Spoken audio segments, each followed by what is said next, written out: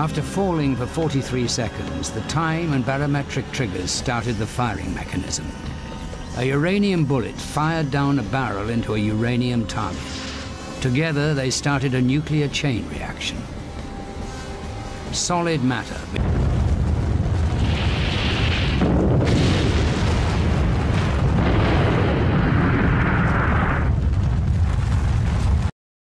Hari Kemerdekaan Indonesia diperingati setiap tanggal 17 Agustus. Tanggal itu dipilih berdasarkan pembacaan teks proklamasi yang sekaligus menandakan kemerdekaan dan kedaulatan Indonesia. Pembacaan teks proklamasi tersebut dilakukan oleh Insinyur Soekarno di kediamannya, yaitu Jalan Pegangsaan Timur nomor 56. Sebelum pembacaan teks proklamasi tersebut, banyak kejadian dan peristiwa penting yang terjadi sebelumnya. Apa aja sih peristiwa yang terjadi menjelang proklamasi kemerdekaan Indonesia? Yuk disimak. Pada tanggal 6 Agustus 1945, kota Hiroshima, Jepang dijatuhi bom atom pertama oleh Amerika Serikat. Sebuah bom uranium yang dijuluki Little Boy dijatuhkan di Hiroshima, yang menyebabkan kota itu hancur dan menewaskan puluhan ribu orang.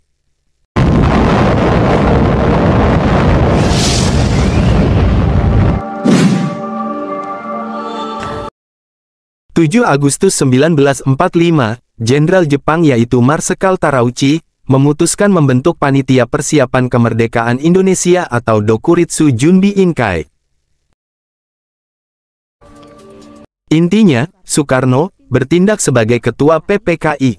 Posisi Wakil Ketua dipegang oleh Dr. Randes Muhammad Hatta dan posisi penasihat dipegang Ahmad Subarjo. Dengan dibentuknya PPKI, otomatis BPUPKI yang dibentuk 1 Maret 1945 dianggap bubar.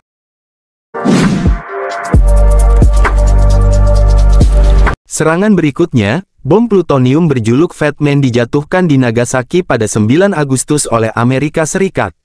Sebanyak 80.000 orang diperkirakan tewas pada serangan kedua itu. Kemudian di hari yang sama, Jenderal Terauchi memanggil Soekarno, Hatta dan Rajiman Wediodiningrat ke Dalat, Saigon, Vietnam. Pada hari itu, Insinyur Soekarno, Hatta dan Rajiman Wediodiningrat pergi ke Dalat, Vietnam, untuk bertemu Marsekal Terauchi, yang menegaskan Jepang akan menyerahkan kemerdekaan kepada bangsa Indonesia.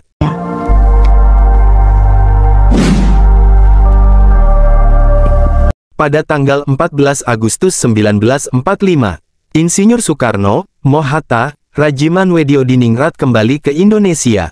Kemudian golongan muda diwakili Sultan Syahrir mendesak golongan tua, yaitu Soekarno dan Muhammad Hatta, untuk segera memproklamasikan kemerdekaan Indonesia. Jepang menyerah tanpa syarat kepada sekutu, dan terjadi kekosongan kekuasaan atau vacuum of power di Indonesia. Masih di hari yang sama, golongan muda kembali mendesak Soekarno segera memproklamasikan kemerdekaan paling lambat 16 Agustus 1945.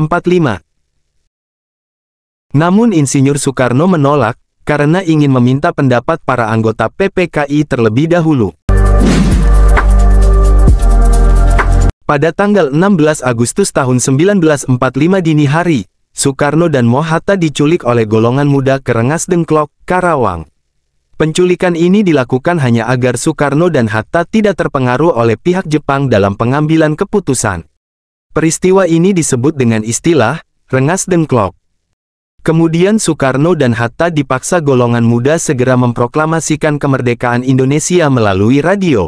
Di hari yang sama, malam harinya, Soekarno dan Hatta kembali ke Jakarta. Di rumah Laksamana Maeda Tadashi, para tokoh nasional berkumpul untuk berunding tentang persiapan proklamasi kemerdekaan Republik Indonesia. Mulai dari malam hingga pagi, Soekarno dan Hatta bersama golongan muda dan golongan tua membahas perumusan naskah proklamasi kemerdekaan Indonesia, di mana akhirnya naskah proklamasi disetujui bersama dan diketik oleh Sayuti Melik.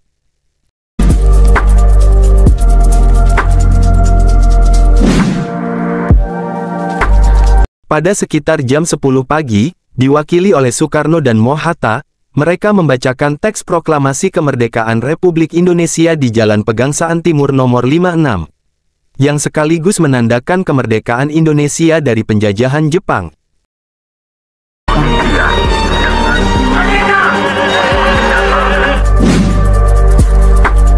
Sehari setelah pengumuman proklamasi kemerdekaan, PPKI mengesahkan UUD 1945 sebagai dasar negara Indonesia yang dipakai hingga sekarang.